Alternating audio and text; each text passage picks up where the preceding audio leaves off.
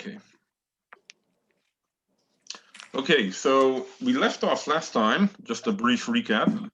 So Yeshayahu, in the third parak, he has this prophecy where basically he accuses all the leaders in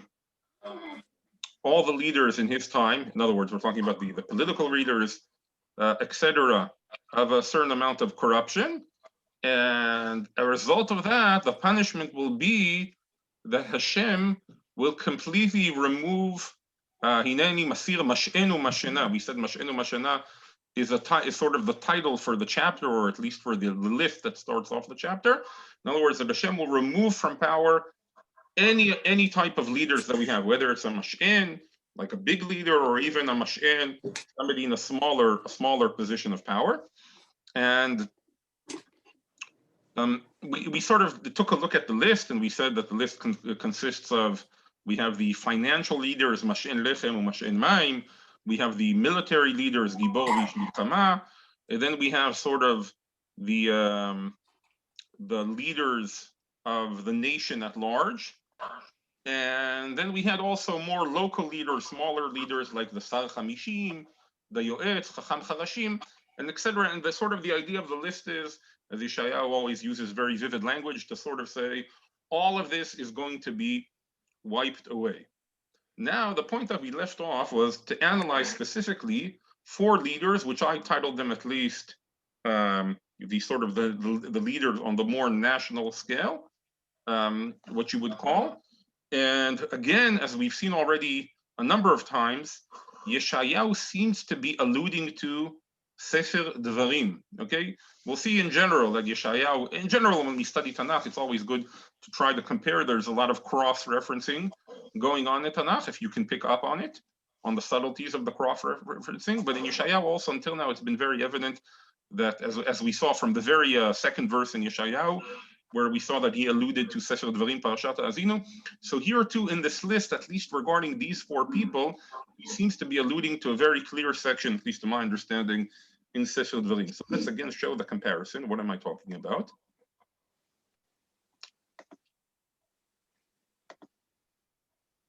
Let me get to the right page.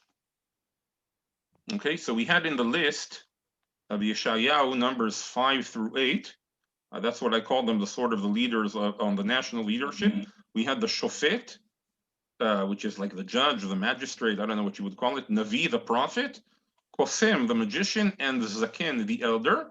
Okay, so these 4 expressions, Shofet, Navi, Kosem, and Zaken, they all appear in Sefer Dvarim, in the chapters from chapter 17, 18 and 19, 17 through 19 in the book of Dvarim. All of these figures are addressed. We have the Shofet, it says, Ela Shofet Asher Yami B'Yamim Hahem. We have the Navi, we have the Kosem, and then we have the Zakenim. Okay, so all of these are positions of power, of leadership in the nation that are all mentioned in Sefer Dvarim. Okay? And Yeshayahu seems to be alluding, when he makes this list, Shofet, Navi, Kosem, Zaken, and it's even in the same order that it appears in Sefer Dvarim, he seems to be alluding to that. And in other words, that he's taking this idea of those sections in Sefer Dvarim, which is addressing sort of the positions of leadership in Am Yisrael, and he's saying all these positions of power will be removed. Okay, now we pointed out last time that the appearance of one of these 4, it's sort of like you had these, you know, these games where you have like a list to figure out who doesn't belong. Okay, so he said in this list, who's the one that doesn't seem to belong? Yeah, the Kosem. Yes. The Kosem. Why doesn't the Kosem seem to belong in this list? Because these other three, the Shofet, Navi, and Zaken, these are all good, and the Kosem is the evil one. He's the one that we don't want. Okay, so why is Yeshayahu, again, Yeshayahu is sort of trying to say a prophecy, it's going to be so horrible that all these people are going to be removed. The Shofet, Navi, the Zaken, you're not going to have any of these. And he's also putting amongst this list, also the kosem will be removed, the magician. The magician is somebody that the Torah prohibits. We're not interested in him. So how is this bad? This whole, it doesn't fit in the list. Why is Yeshayahu telling us the kosem will also be gone? If he'll be gone, we'll say good riddance. Why is that a bad thing?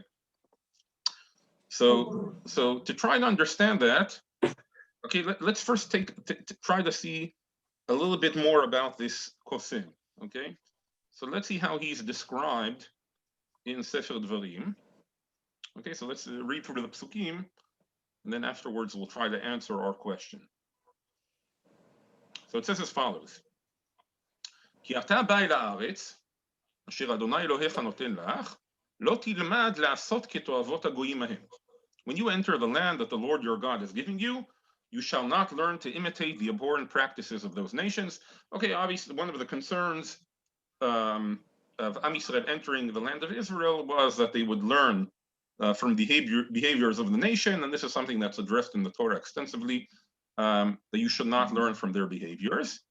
And it says there, Lo yimatzeh becha ma'avir bno bito va'esh, kosem ksamim me'onen u'menachesh u'mechashef v'chover chaver v'sho'el lo v'idoni v'doresh el hametim. So you have here also a long list of things that you should not do, that you should not learn from the other nations. It says, let no man be found among you who consigns his son or daughter to the fire, or who is an augur, a soothsayer, a diviner, or a sorcerer, or one who casts spells, or one who consults ghosts or familiar spirits, or one who inquires of the dead.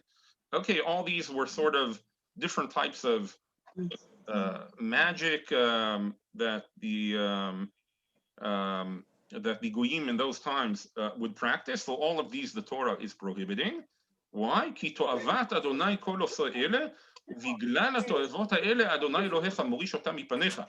For anyone who does such things is abhorrent to the Lord, and it is because of these abhorrent things that the Lord your God is dispossessing them before you. Tamim tiyeh im Adonai Elohecha. You must be wholehearted with the Lord your God. Okay, and again it continues along these lines. Ki hagoyim ha'ele asher ata yoresh otam el meonenim ve'el kosmim yishma'u v'ata lo chen natan lecha Adonai Elohecha. Those nations who you are about to dispossess do indeed resort to soothsayers and augurs. To you, however, the Lord your God has not assigned the like. Navi mikirbecha me'achecha kamoni yakim lecha Adonai Elohecha elav tishma'u. The Lord your God will raise up for you a prophet from among your own people, like myself. In other words, Moses is like saying, like myself, like Moshe. You will also have a prophet in the future as well. Him you shall heed. ככל אשר שאלת אם אדוני אלוהיך בקרוב ביום הקהל לאמור, לא אוסיף לשמוע את קול אדוני אלוהי ואת אש הגדולה הזאת לא אראה עוד ולא אמות. This is just what you asked of the Lord your God at Chorev on the day of the assembly, in other words, the day of the revelation of Mount Sinai. Let me not hear the voice of the Lord my God any longer, or see this wondrous fire any more, lest I die. In other words, the people, although they had this direct revelation at Mount Sinai, were not interested in continuing. They were too fearful of it. They wanted an intermediary to deliver them the words of God. And Hashem accepted that request. Whereupon the Lord said to me, they have done well in speaking thus. Navi akim lehem mikerev achehem kamocha, v'natati dvarai befi v'diber alehem et kol asher tzavenu. I will raise up a prophet for them from among their own people, like yourself. I will put my words in his mouth, and he will speak to them all that I command him. If anybody fails to heed the words he speaks in my name, I myself will call him to account. הנביא אשר יזיד לדבר דבר בשמי אשר לא ציוויתיו לדבר, ואשר ידבר בשם אלוהים אחרים, הוא מת הנביא ההוא. But any prophet who presumes to speak in my name an oracle that I did not command him to utter, or he speaks in the name of other gods, that prophet shall die. And then finally, the obvious question, and should you ask yourselves, how can we know that the oracle was not spoken by the Lord? So in other words, somebody who comes, he claims to be a prophet. How do we know whether that's true or not? So the test case is, Asher Yedaber HaNavi B'Shem Adonai. ולא יהיה הדבר, ולא יבוא, הוא הדבר אשר לא דיברו אדוני, בזדון דיברו הנביא לא תגור ממנו.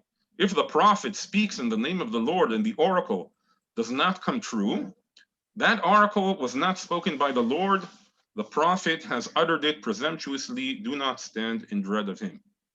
So again, what do we see from here? We have here, in the same section in the book of Dvarim, we have here the Kosem, the magician who is part of all these groups of the soothsayers, the people who consult with ghosts or the dead. Okay, all of these people who are involved in this type of magic, etc., versus the prophet, the Navi. And these are the exact two. We're sort of making the question even stronger, because Yeshayahu here puts together one next to the other the Navi and the Kosem, the prophet versus the Kosem. And he puts them together, sort of bundles them as if they're equal, while in the book of the Devarim, you know, they're very much sort of the polar opposites. The Kosem, he's representing what the other nations do, the idolatrous nations that do, and that's sort of that's their connection when they're looking for guidance and they're looking for to see, sort of hear, what does the future hold? What is hiding behind the curtain? They turn to the Kosem and all his colleagues. As a replacement to that, Hashem says, I'll send you the prophet. Ideally, you would have a direct connection with me. That's not possible for most people. So instead, you will have the prophet who will represent me and deliver my word to you. Okay, so they very much seem to be sort of the polar opposites, the prophet and the Kosem. So again, that makes our question even stronger. Yeshayahu is speaking about the removal of leadership. He's saying both the Navi and the Kosem will be gone. So we understand, and that's a punishment. This is, we saw clearly this prophecy of Yeshayahu is very negative. So we understand why the Navi being removed is a very bad thing. But why then is the Kosem being removed, which should be a good thing? How does this all of a sudden take a negative connotation? So, anybody want to try to answer that? I don't know. I think, Diane, that the Kosem were people that used to advise the government, and they would look in the augurs or whatever and tell them whether they should go to war with this one or that one. I think they were a bit part and parcel, if I remember correctly, that they were used a lot. It was part of the institution. Yeah, certainly. Which king do we find that he consulted with? Shaul. Yeah, Shaul, exactly. Saul. Yeah, Shaul. And because yeah. when he was actually looking for the prophet, but he didn't have access to him because Shmuel had died. So then he went to the Baalat HaOv to raise up Shmuel from the dead, which was, you know, sort of very eerie. You know, using the Ov to try to get to the prophet when the whole purpose of the prophet is to replace him. Okay, so clearly this was a position of power, at least for those who believed in these magicians and soothsayers. But again, how does this all of a sudden take a negative connotation in Yeshayahu, that the removal of the Kosem? Why is this, at least in Yeshayahu's words, why does it seem to be something bad which is going to happen? Okay, so I'll try to offer my answer to this. True, in an ideal world, we would not have the Kosem. We would only have the Navi, the prophet, and we would rid ourselves of all these people. However, what Yeshayahu is describing is sort of a complete destruction and breakdown of any form of leadership. That's the punishment which he's describing, and we'll see why that's the correct punishment for that generation, and we'll also later on see exactly what event he's referring to when this occurred. So, in essence, the punishment that he's describing is a complete decimation of all positions of power and leadership. Now, in that regard, and in essence, the result, as we saw in the Psukim last week, is a situation of near or total anarchy. In that regard, any leadership, even a bad one, is good, because the other option is complete anarchy. So if you have the Kosem, even though it's not a good form of leadership, it's still something, as opposed to having nothing at all, because the other option of not even having the kosem, an inappropriate leader, is worse. So in that regard, Yeshayahu is trying to tell us the punishment that's coming about here, it's not just the removal of the good leaders, it's a removal of all the leaders. And that's a tragedy. In other words, because if you could choose between having, let's say, just the kosem or nothing at all, you would still take the kosem, because that would be better than the other situation of not having anybody in charge, not having anybody in control, not having anybody put order to society. So in that respect, Yeshayahu is saying all of it is going to be wiped away. Not just the Navi, the good ones that we like, also the kosmim, all of those are going to be gone, and we're going to be left with complete anarchy. And in this context, it's something negative. Okay, and this is something that Chazal speak about. They say, this is something very famous, and this is something that we do every Shabbat. Chazal tell us in Pirkei Avot, Rabbi Chanina סגן הכהנים אומר, הווי מתפלל בשלומה של מלכות, שאלמלא מוראה איש את רעהו חיים בלאו. Okay, Rabbi Chanina, the vice high priest, said, pray for the welfare of the government, for it not for the fear it inspires, every man would swallow his neighbor alive. Okay, so you should always pray for the government. And here, the Tiferet Israel points out, he says, B'shloma shel malchut afilu shel umot haolam. You're not praying just for a Jewish government, you're praying for any government. Okay, you can see he mentions here in his commentary, like the Roman government in the past, apparently that's where he was, Switzerland. Okay, in other words, he says, in other words, any type of government leadership, it doesn't matter, it doesn't have to be specific to the king, any form of government is included in what Chazal said. You should always pray for the safety of government, because the other option, again, even if it's not particularly a very good government, it could be even a corrupt government, but the other option is that every man would swallow his neighbor alive, which is in essence what Yeshayahu is describing what will happen. In other words, after all these leaders will be wiped away, in essence, you'll have this type of anarchy where people will swallow each other alive, and they'll pray for even having the kosem, let's say, even somebody who normally we would not want to have in charge, but in the situation of complete anarchy, that's something that we prefer. Okay. So that was to, I see somebody in the chat is asking for a link to the source sheet. Let me see if I can put that in.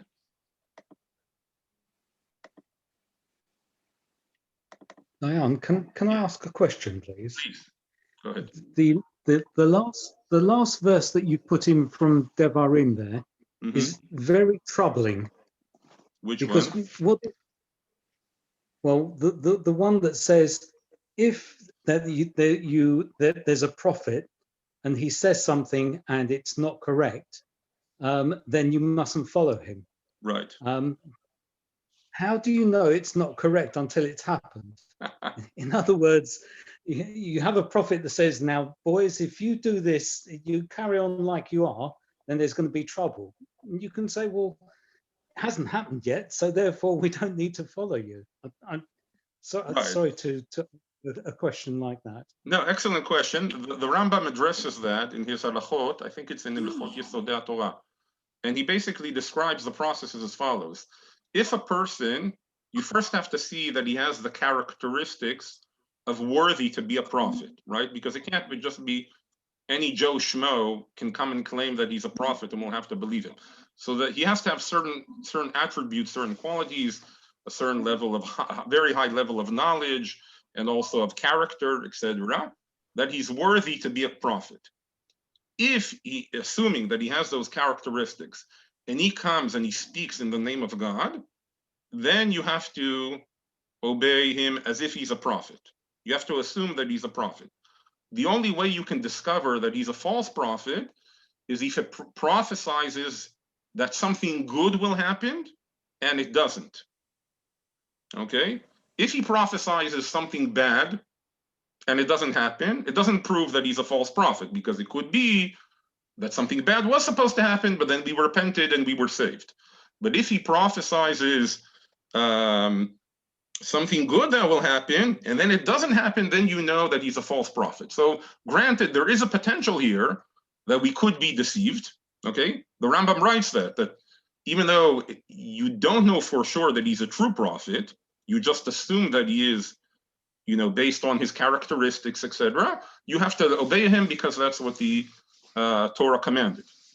And the only way is if he'll prophesize on something good that will happen, and it won't happen. That's the only way that we'll discover that he's a false prophet. Another way, there are other ways that we can discover if he's false prophets. Let's say he'll tell you to do something idolatrous, then that will also define him as a false prophet. So there are some other things, other ways that a prophet could get in trouble, but that's sort of the primary way. Okay, it just reminds me of sometimes on the radio they used to have, maybe they still do, like people who say the horoscopes.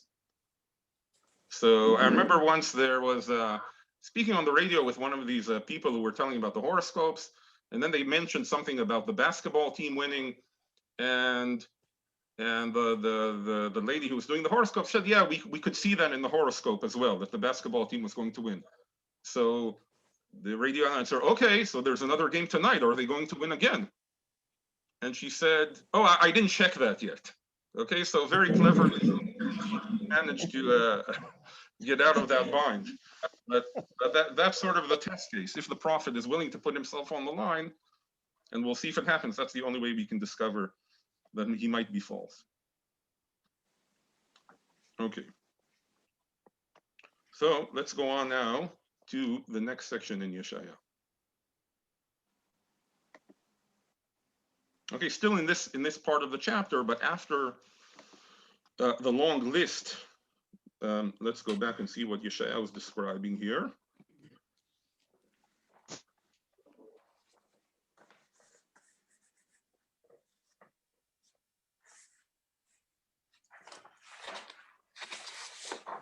Okay.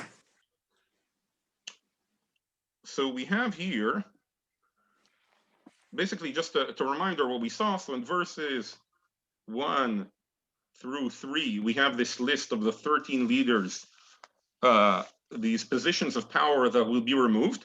By the way, quick question: who's missing from this list? Let me put up the list a little bit more clearly. It's very striking. There's one person missing from this list. If you take a look at it, King. It would be a king. Melech. Very Yes. good, Flora. Yes. Melech, for some reason, all the leaders are mentioned that they'll all be gone. The king is not gone. Why is the king not gone? So this is something we won't get to now. We'll get to it when we complete the chapter. But we'll see that this actually happened. This event that Yeshayahu is describing actually happened in the times of Achaz. Achaz, again, is the grandson of Uzziyahu, where basically everybody in his government was wiped out. Achaz himself remained. So actually, in this prophecy, the king did remain, but it was basically a king with no government, with no way to exercise his authority or power. So basically, the king has become useless. So Yeshayahu carefully omits the king, because the king will actually remain, but it will basically be a king that's impotent, that will have no way to exercise his power. And that's why, because again, the whole structure below the king has been wiped out, and that's why that anarchy will be created. Okay, now let's continue in the verses in Yeshayahu. He says here, "V'natati na'areim sarehim v'talulim yimshelu bam." He will make boys their rulers, and babes shall govern them. V'nigas ha'am ish be'ish v'ish bere'eu yiravu anar bezaken v'anikle bam nichlad.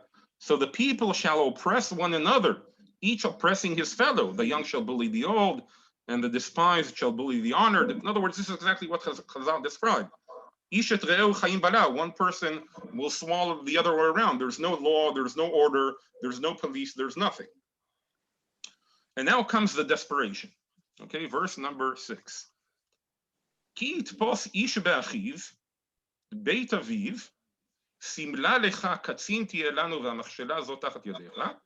In other words, in their desperation of not having any form of leadership, what will happen? For should a man seize his brother, in whose father's house there is clothing, come, be a chief over us, and let this ruin be under your care. Okay, I might argue with the translation here, but okay, we won't be too particular about it. And then what does he answer? Yisa bayom hahu lemor lo yeh chovesh, ubebeiti en lechem ve'en simla, lo tesimuni ktzin am. Their other will thereupon protest, I will not be a dresser of wounds, with no food or clothing in my own house, you shall not make me chief of a people. So what is his answer? His answer is, in other words, they're asking him, Simla lecha, you have a piece of clothing, katzin tielanu. In other words, therefore you can serve as our katzin, as our officer, as leader. And he answers, no, I cannot be a dresser of wound. I for myself do not have food or clothing. Lo tesimuni ketzinam, therefore I can't be a chief of a people. Now, there's an interesting expression here in verse number 6. It says, Ki tpos ish be'achiv beit aviv. Now, the simple reading of the text, I know the translation here that I took from Sefaria translated a little differently, but the simple reading of the text is Ki tpos, especially if you follow the Ta'amei Mikra, which sort of gives us the, how we should divide up the words. It seems to say, Ki tpos ish be'achiv beit aviv, a brother from the household of his father. In other words, it's a brother who's a brother from your father's side. Okay? Now the question is, that seems to be the simple reading of the text. Here in the translation, they try to break up the wording so that it says, in whose father's house there is clothing.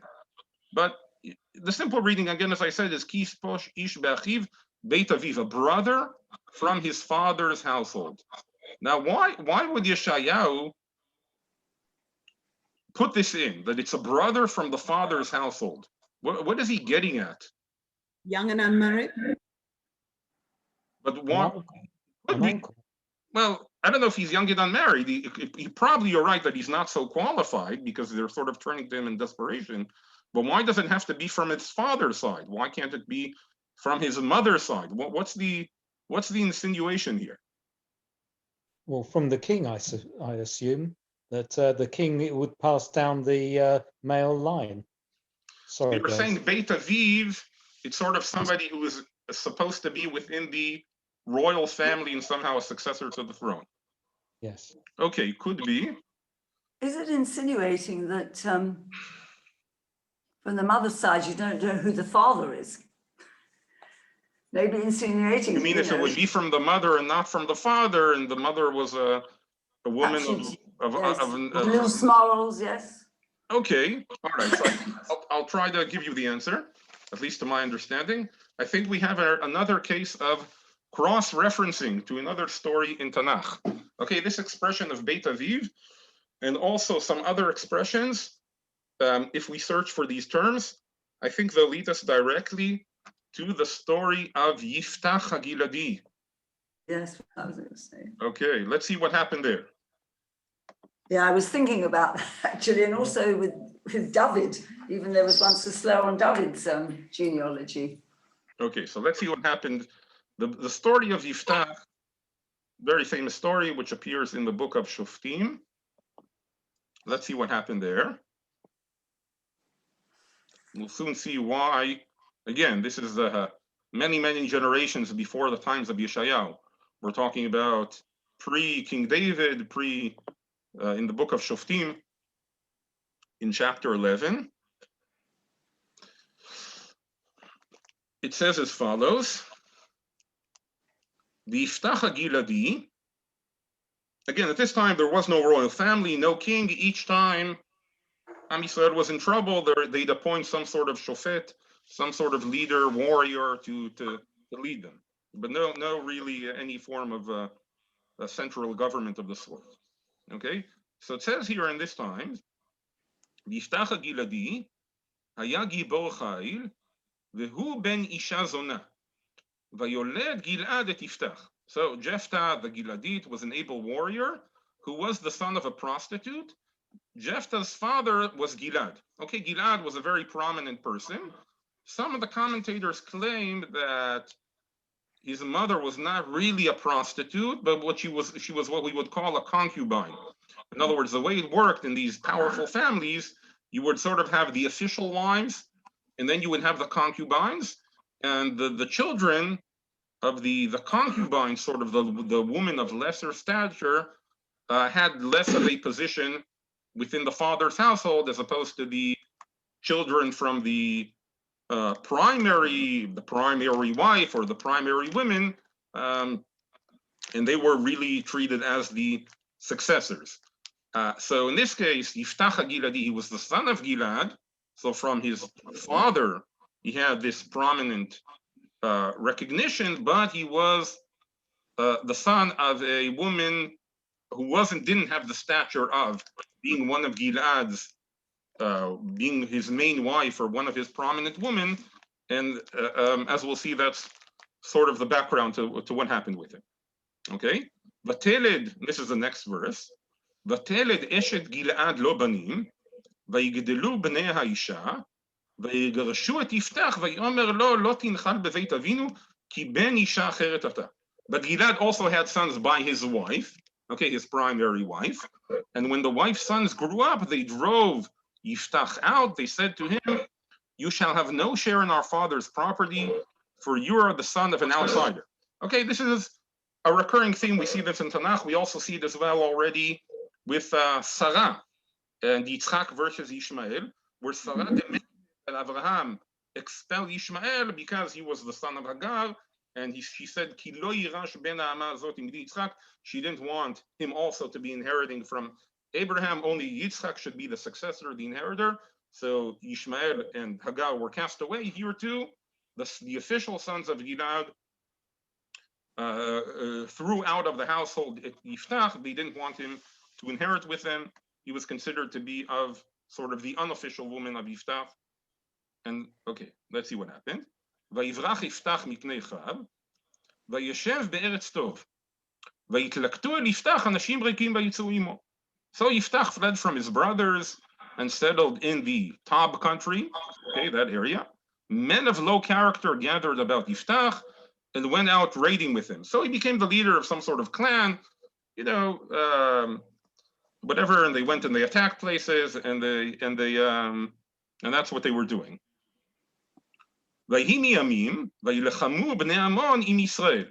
Sometime later, the Ammonites went to war against Israel. So now what happened? And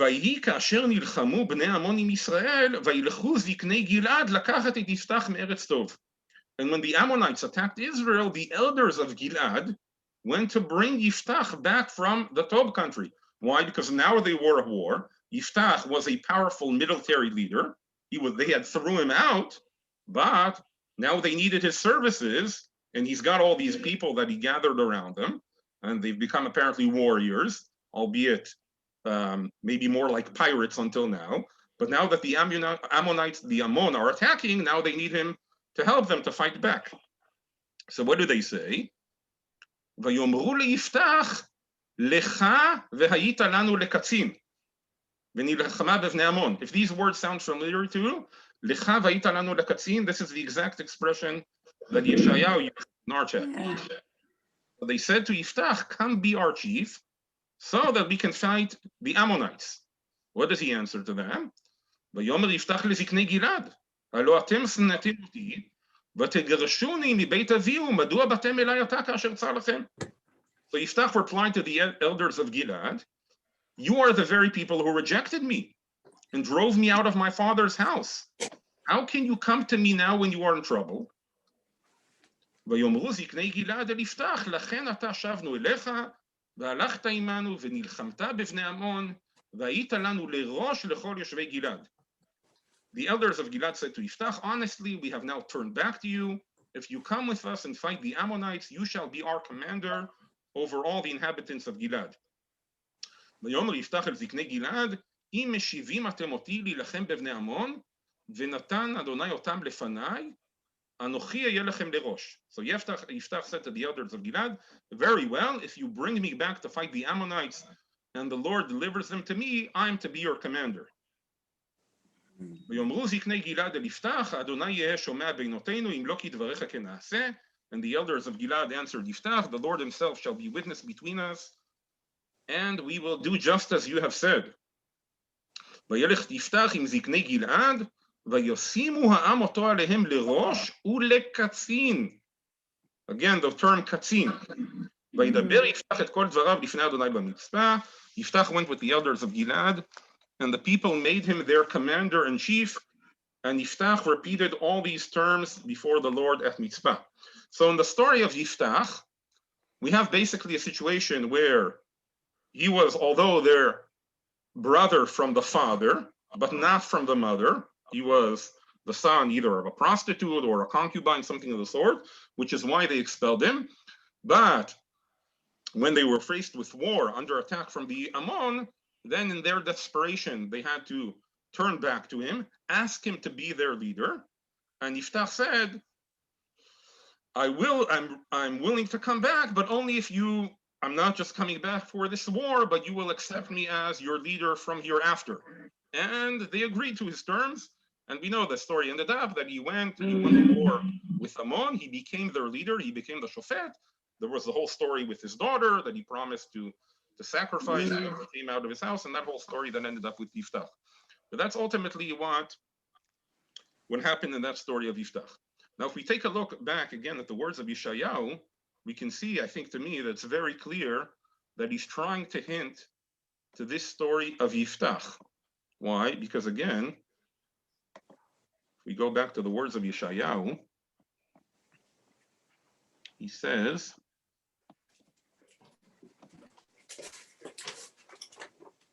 Yitpos ish be'achiv beit aviv. They'll come in their desperation to ask the brother from their father's side, which was exactly what happened in the story of Yiftach, that he was their brother from their father's side and not their mother's side, which is why they expelled him to begin with. And they ask him, Simla lecha katzin tielanu. Remember this expression, katzin tielanu? It's exactly the words that Ziknei Gilad used with Yiftach. It says here, Lecha va'ita lanu lekatzin. Just like Yeshayahu, again, he flips around the words a little bit. Katzin tielanu, lecha, katzin tielanu, and they said lecha va'ita lanu lekatzin. Okay? However, what's the difference between how the story of Yiftach ended up and what happens in Yeshayahu's time ends up? What's the difference between the two? One accepts and one doesn't. Yeah. Yiftach worked out well because ultimately Yiftach agreed and he became their leader. They won the war. Here, however, this figure parallel to Yiftach at that time will refuse. Okay? In other words, that's his response. Yisa bayam hahu lemor lo yeh chovesh ubebeiti en lechem ben simla lo tesimuni ktzin am. Here, the person that they're turning to in their times of trouble and desperation will refuse. So in other words, they have this desperate, they'll turn to their last option, the last person they would turn to. And remember, in Ziknei Gilad, they must have been extremely desperate to turn to Yiftach. This is the last person they want to face. This was the person that they cast off, that they embarrassed, that they expelled. And now they would have to accept his terms. They were very, very desperate. So this is sort of the last person you would pick as leader. You would only do so if you don't have a choice. And that's what Yeshayahu is insinuating here, that they will also turn to a figure like Yiftach, the sort of the last resort to save them. And even he, you won't even have Yiftach. Even he will refuse. Okay, now it's very interesting that Yiftach, amongst a few other people, became a symbol in the language of Chazal as sort of the leader of your time, even though he's not a very good leader, he's quite on point, but nevertheless, he is your leader. Okay, this is one of the expressions of Chazal. Shmuel Bedoro. Exactly. Shmuel Bedoro. Right? I'll point this out, that it's a very famous expression.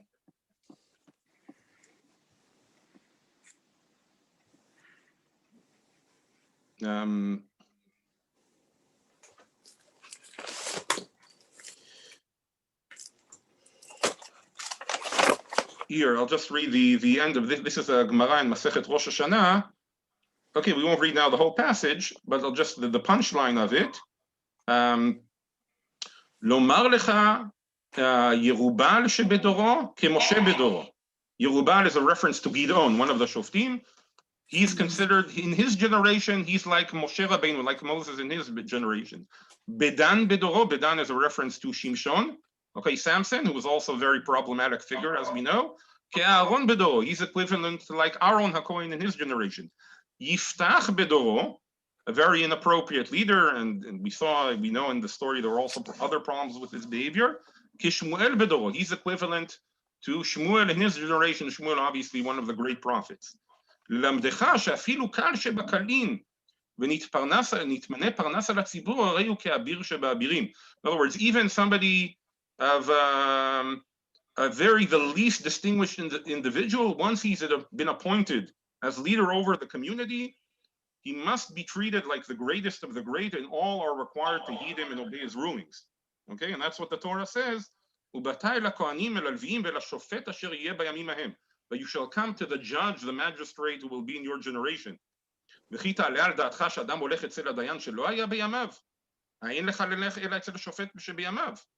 Okay, obviously a person is going to the judge that is in your generation. You can't go to a judge which is not living in your lifetime.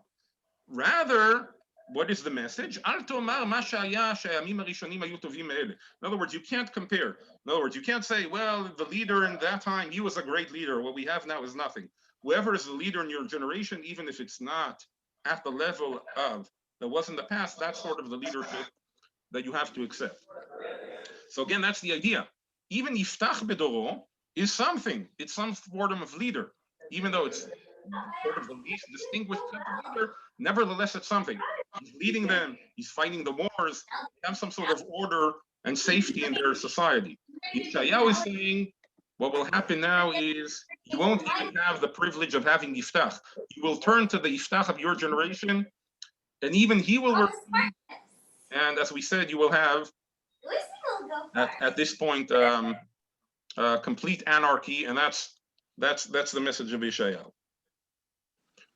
So what we'll see next time is to try to figure out what was this all about. In other words, what exactly, we already saw to some extent what it was, but we'll go into further what happened at that time that led this to be the appropriate punishment for them, and also we'll carry on to the next section of chapter 3 in Yeshayahu. Any questions or comments? Thank you. All right. Hi, good evening, Efrat. Thank you for joining. Thank you. Thank you. Very nice. It was wonderful. Thank you. Thank you, Rabbi. Thank you. Thank you all. very much. Thank Good you. night. Good night. Thanks, everyone.